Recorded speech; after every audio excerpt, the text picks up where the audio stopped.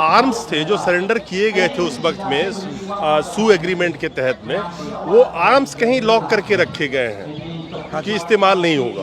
I am right और wrong, मुझे नहीं, मैं आपसे पूछ यू आर राइट, मैं बताता हूँ। लॉक करके रखे गए थे और ऐसा माना जा रहा है कि जो अभी हाथ चल रहे हैं सब कुछ, वो आर्म्स अभी निकाल लिए गए हैं, ऐसा लोग सुनने में आ रहा है। ये ऐसा भी कहता है, अगर मान लो नहीं निकाल भी ले तो कुछ फर्क नहीं पड़ता, क्योंकि आर्म्स जो अभी आ रहा है। पॉपी प्लांटेशन की बात करते हैं, मैं इस पे आऊंगा कि सू एग्रीमेंट खत्म करने से क्या फायदा होगा। इसके बीच में एक सवाल आता है कि पॉपी प्लांटेशन की हम बहुत चर्चा करते हैं और जब भी बात होती है तो कहते हैं पॉपी प्लांटेशन वो करके जो अफीम की खेती कर रहे हैं ड्रग्स की खेती से। लेकिन जहां तक मैं कुकीज की बात सुनता हूं कई बार और देखता हूं, वो कहते हैं कि सारा जो रिसोर्सेस है वो तो इम्फाल वैली एरिया में है। मेरी बात समझ लीजिएगा पहले, वो कह रहे हैं सारा रिसोर्सेस तो इम्फाल वैली एरिया में है, हमारे पास ना कोई कमाई का जरिया है, ना नौकरी है, ना साधन है। हम जो पहाड़ पे रह रहे हैं बहुत ही स्मॉल पार्ट में पॉपी कल्टीवेशन करके वो अपना गुजारा कर रहे हैं। तो इसमें कहां तक दम है कि जो मौजूदा सरकार, जिसका काम है कि ठीक है उनके लिए सब बराबर होना चाहिए, सब जगह पे बराबर का रिसोर्सेस होना चाहिए, तो वो एक बात जरूर बोलते हैं कि हमारे पास रिसोर्सेस नहीं है पॉपी प्लांटेशन के अलावा, हम करें क्या?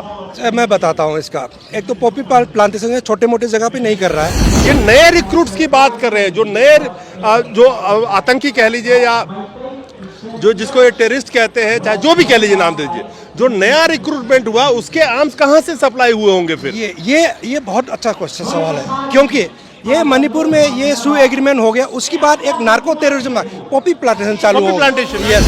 कुकी वाले प्रोटेस्ट करते हैं, कहते हैं we do not want the separate state.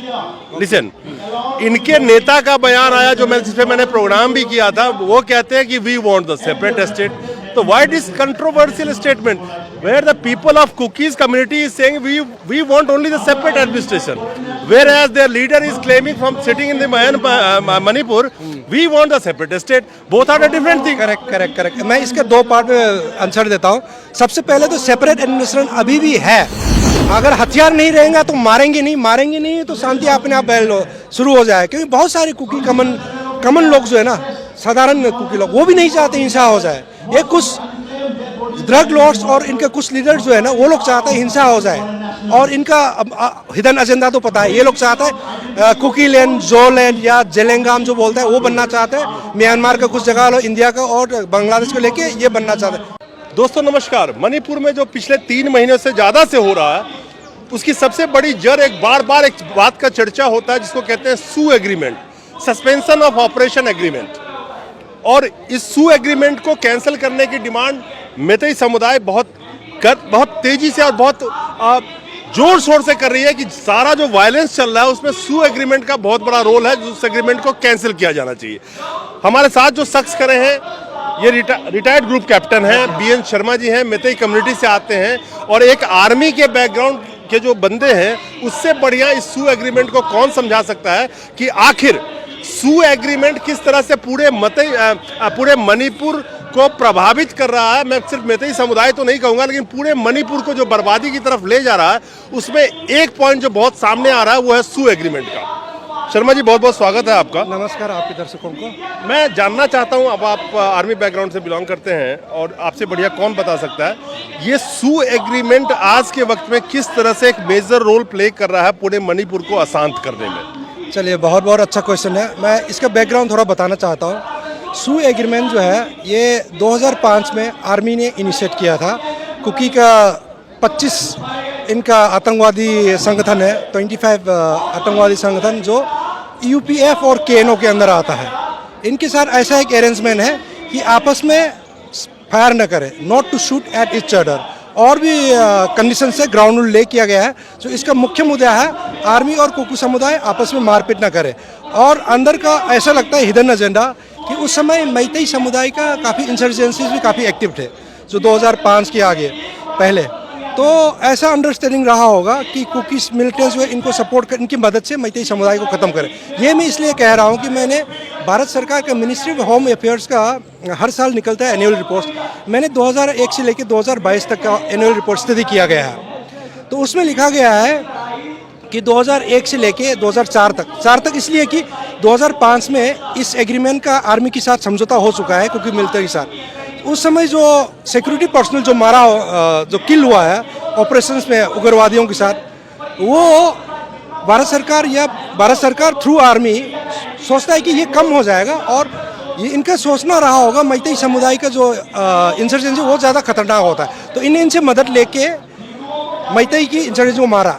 हुआ भी है वैसे 2005 अगस्त में आर्मी के साथ, आर्मी इंक्लूडिंग असम राइफल्स, ये एग्रीमेंट हुआ, एंड 2008 में India government and Manipur government on board आ गया।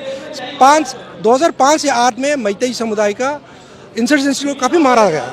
ये अगर आप संख्या में जो बताया गया तो 3,944 Meitei insurgencies have been killed from 2005 to 2008, that is 3,944। Yes, आप इसको चेक कर सकते हैं, कोई भी चेक कर सकते हैं दर्शकों में।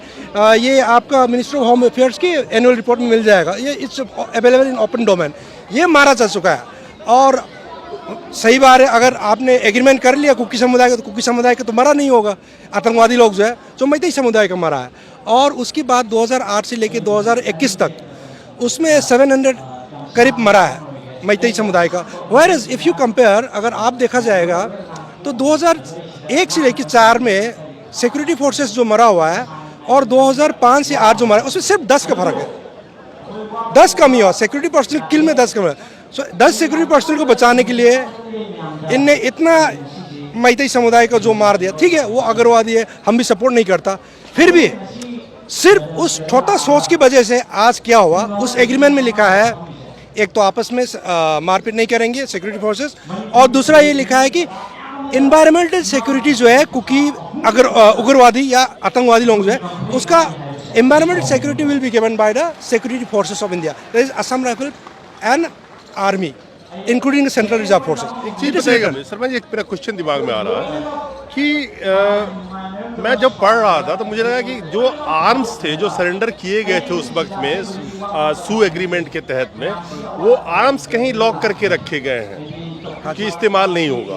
आई एम राइट और रॉन्ग, मुझे नहीं, मैं आपसे पूछ रहा हूं। यू आर राइट, मैं बताता हूं। लॉक करके रखे गए थे, और ऐसा माना जा रहा है कि जो अभी हाथ चल रहे हैं सब कुछ, वो आर्म्स अभी निकाल लिए गए हैं, ऐसा लोग सुनने में आ रहा है। ये ऐसा भी कहता है, अगर मान लो नहीं निकाल भी ले तो कुछ फर्क नहीं पड़ता, क्योंकि आर्म्स जो अभी आ रहा है वो तो 2005 का आर्म्स है। अभी आपने जो वीडियो, बहुत सारे वीडियोस में देखे होंगे, नई नई वेपन्स है, नई नई इक्विपमेंट्स आया हुआ है, एंड 2005 में इनका जो संख्या लिखा है 2008 में राडर 2181 कैडर है सू का, उसका नाम सब कुछ होना चाहिए।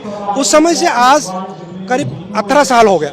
18 साल में जो व्यक्ति 20 साल में भी ज्वाइन करे, अभी 28 साल हो गया, लेकिन आपने वीडियो में देखो इनका सब जवान है, तो नया रिक्रूट चाहिए, जबकि इनको रिक्रूट भी नया नहीं होना चाहिए, इनको आर्म्स नहीं पकड़ना चाहिए, जबकि हम सारे वीडियोस में देख रहे हैं। और सिर्फ वेट, ये कैप्टन साहब क्या कहने की कोशिश कर रहे हैं कि जब एग्रीमेंट हुआ होगा उस वक्त चलो सब आर्म्स तो उन्होंने सरेंडर कर दिए। ये नए रिक्रूट्स की बात कर रहे हैं, जो नए जो आतंकी कह लीजिए या जो जिसको ये टेररिस्ट कहते हैं, चाहे जो भी कह लीजिए नाम दीजिए, जो नया रिक्रूटमेंट हुआ उसके आर्म्स कहाँ से सप्लाई हुए होंगे फिर? ये बहुत अच्छा क्वेश्चन सवाल है, क्योंकि ये मणिपुर में ये सू एग्रीमेंट हो गया, उसके बाद एक नार्को टेररिज्म पॉपी प्लांटेशन चालू हो गया। यस, पॉपी प्लांटेशन के लिए इन ड्रग लॉर्ड्स को क्या एक सिक्योरिटी चाहिए। वो कुकी मिलिटेंट्स जो है, Kuki arm group, they become the private army of this guys drug lords. So इनके पास पैसा है, हथियार नया आता है, चाइना तो सप्लाई करेगा ही करेगा। चाइना तो कोई भी हथियार खरीदेगा, हम भी चाहे तो हम भी दे देगा, कोई रोकता नहीं। तो इनके पास हथियार अच्छे आ गया, पैसे आ गया, और भारत सरकार से सुरक्षा कवच लिया हुआ है। नहीं, गोल्डन ट्रायंगल जो कहा जाता है ड्रग्स पेडलिंग का जो अड्डा हुआ करता था, तो इंटरनेशनली तौर पे म्यांमार वगैरह में काफी सख्ती हुई, तो मणिपुर को कहा जा रहा है कि उन्होंने टारगेट बनाया कि जो आपका कौन सा रिवर है, मेकोंग रिवर, मेकोंग रिवर जो मणिपुर से होकर टच करके चलती है, उसके थ्रू पेडलिंग हुआ करता था, ट्रक की फेरी हुआ करती थी बोट में। तो आर्म्स भी तो उधर से आ सकता है। आर्म्स उधर आ सकता है, आर्म्स आना कोई बड़ी बात नहीं है, क्योंकि म्यांमार अभी मिलिट्री जुनता है और चाइना का काफ़ी मदद लेता है, तो वहाँ से आर्म्स आना कोई बड़ी बात नहीं है। तो आर्म्स तो आ ही जाएगा, लेकिन ये ड्रग जो है ना, कह रहा है ना आप, जो गोल्डन ट्रायंगल जो इस तरफ शिफ्ट हुआ है, क्योंकि ड्रग का पैटर्न जो है, हाँ, वो कंबोडिया वो सब है, वहाँ पे क्या है ना, पहले कोकेन हीरोइन जो प्रोड्यूस करता था, एक खुनशान जो है वो गुजरने के बाद, वो मरने के बाद 2007 में वहाँ का ड्रग पैटर्न चेंज हो गया। याबा बोलते हैं वहाँ पे, और यहाँ पे मणिपुर में WY बोलते हैं, वर्ल्ड इज योर्स। वो ड्रग जो है ना वहाँ पे चलने लग गया, कोकेन हीरोइन ये सब वहाँ पे बनाता नहीं है। तो क्या किया इनने, मणिपुर इज क्लाइमेटिकली कंड्यूसिव, वहाँ पे पॉपी ग्रो कर लिया, क्योंकि वहाँ का इलीगल इमिग्रेंट जो है इनको तो पता है कैसे ग्रो करना है, और इनको जगह मिल गया protected by Kuki in drug lords, and इनका प्राइवेट मिलिट्री तो है ही है in the form of Kuki militants. ये सब करके इनको सस्ता लेबर भी मिल गया, तो ये सब आके पॉपी प्लांटेशन से खूब पैसा मिल गया। थोड़ा सा मैं डिफरेंट सवाल पूछूंगा, जो हम पॉपी प्लांटेशन की बात करते हैं, मैं इस पे आऊंगा कि सू एग्रीमेंट खत्म करने से क्या फायदा होगा। इसके बीच में एक सवाल आता है कि पॉपी प्लांटेशन की हम बहुत चर्चा करते हैं, और जब भी बात होती है तो कहते हैं पॉपी प्लांटेशन वो करके जो अफीम की खेती कर रहे हैं ड्रग्स की खेती से। लेकिन जहां तक मैं कुकीज की बात सुनता हूं कई बार और देखता हूं, वो कहते हैं कि सारा जो रिसोर्सेस है वो तो इम्फाल वैली एरिया में है। मेरी बात समझ लीजिएगा पहले, वो कह रहे हैं सारा रिसोर्सेस तो इम्फाल वैली एरिया में है, हमारे पास ना कोई कमाई का जरिया है, ना नौकरी है, ना साधन है। हम जो पहाड़ पे रह रहे हैं बहुत ही स्मॉल पार्ट में पॉपी कल्टीवेशन करके वो अपना गुजारा कर रहे हैं। तो इसमें कहां तक दम है कि जो मौजूदा सरकार जिसका काम है कि ठीक है उनके लिए सब बराबर होना चाहिए, सब जगह पे बराबर का रिसोर्सेस होना चाहिए, तो वो एक बात जरूर बोलते हैं कि हमारे पास रिसोर्सेस नहीं है पॉपी प्लांटेशन के अलावा, हम करें क्या? मैं बताता हूँ इसका। एक तो पॉपी प्लांटेशन छोटे मोटे जगह पे नहीं कर रहा है। As per narcotic bureau of India की रिपोर्ट से 1,25,000 एकड़ टोटल पॉपी प्लांटेशन है मणिपुर में, उसमें से 1 लाख एकड़ जो है कुकी समुदाय की डोमिनेंट एरिया पे है। सो आप सोच सकते हैं, आउट ऑफ 1,25,000 एकर्स 1 लाख एकड़ is belong to the Kuki dominated area. So इसका मतलब वो लोग कर रहे हैं। एंड जहाँ तक ये कि इनकी साधन नहीं है, वो भारत सरकार को करना चाहिए, मणिपुर सरकार को कहना चाहिए, लेकिन इसका मतलब नहीं कि आपके साधन नहीं तो आप बिल्कुल मारना शुरू हो जाए। तो ये लेकिन इसमें एक चीज और जोड़ना चाहूंगा, लेकिन जो रिपोर्ट आ रही है उसके मुताबिक जो रिजर्व फॉरेस्ट है उसमें भी कहीं कहीं ये पॉपी प्लांटेशन कर रहे हैं। प्रॉब्लम वही है, रिजर्व फॉरेस्ट को खत्म करके ही कर रहा है, क्योंकि अब रिजर्व फॉरेस्ट के अलावा इनके पास कोई जमीन नहीं है। जैसे ये लोग बोलते हैं हमारा जमीन, पूरी दुनिया, पूरी इंडिया जो है भारत सरकार का जमीन है। आपका घर, मेरा घर भी अगर भारत सरकार कोई चाहे यहाँ पे सबकी सामाजिक कोई इसमें फैसिलिटीज बनना चाहिए तो तोड़ सकता है, हमको कंपेंसेशन दे सकता है। ऐसे पूरी जो मणिपुर का फॉरेस्ट एरिया है भारत सरकार का, मणिपुर सरकार का, वो इलीगली इंक्रोच करके जंगल जला के वो पॉपी प्लांटेशन करता है, जो इलीगल है वो खराब है। जो मैंने आपसे पूछा था कि how the SoO cancellation of SoO agreement is going to help get the peace in Manipur. Yes exactly, वही बात मैं करना चाहता हूँ। सू एग्रीमेंट हो गया, कैडर हो गया, अभी क्या है ना, सू के कारण जो आपने सुना होगा बहुत सारे मीडियाज में, कुकी लोग आके असम राइफल के सामने घर जलाते हैं, कुकी के सामने मारता है, असम राइफल के सामने मारपीट हो रहा है, तो इनको या आर्मी के सामने मार रहा है। ये क्या है कि इनके ऑब्लिगेशन है एज पर सू, the environmental security of the Kuki militants are to be protected by the security forces of India। इसलिए वो कुछ नहीं करता। तो सामने आप ये देखिए, आप आर्म्स रखना मना है, आप UAPA सेक्शन 15 देखेंगे तो उसमें ये लोग टेररिस्ट में आएंगे। जब बंदूक मारता है, जब सिविलियन को मारता है वो UAP के अंदर आता है, आप रास्ता बंद करता है UAP में आता है, जैसे NH2 को ब्लॉक किया गया, जब आप एक्सटॉर्शन करता है वो UAP में आता है। तो ये सब आता है, ये सब इम्यून हो जाते हैं सू के कारण। अगर ये सू रद्द हो जाएगा ना, इनके पास आर्म्स हट जाएंगे, जो लोग में जो है उसको भूल जाओ। अभी जितने भी बाहर आर्म्स है इलीगली जो घूम रहा है वो पकड़ सकता है, डिसआर्म हो जाएगा तो फायर नहीं करेगा तो अपने आप शांति प्रिवेल हो जाएगा। इसीलिए हम चाहते हैं कि सू रद्द हो जाए। सू रद्द होने से इनके डिसआर्म हो जाएंगे, मैतई मरना बंद हो जाएगा, रिटेलिएशन भी ऑब्वियसली नहीं होगा। मेरा सब जो भी करंट आर्म्स ये लेके घूम रहे हैं, ये सू एग्रीमेंट के आर में ही उसको ले रहे हैं। ये उसका अगर मुझे प्रूव करने के लिए कोर्ट पे बोलेगा तो मैं भी नहीं प्रूव कर सकता। हाँ, क्योंकि वो बोलेगा but it is coming, definitely the arms are coming. अभी आपने अबाउट 20-25 डेज से कहा होगा 3 trucks full of arms and ammunition have come from Myanmar.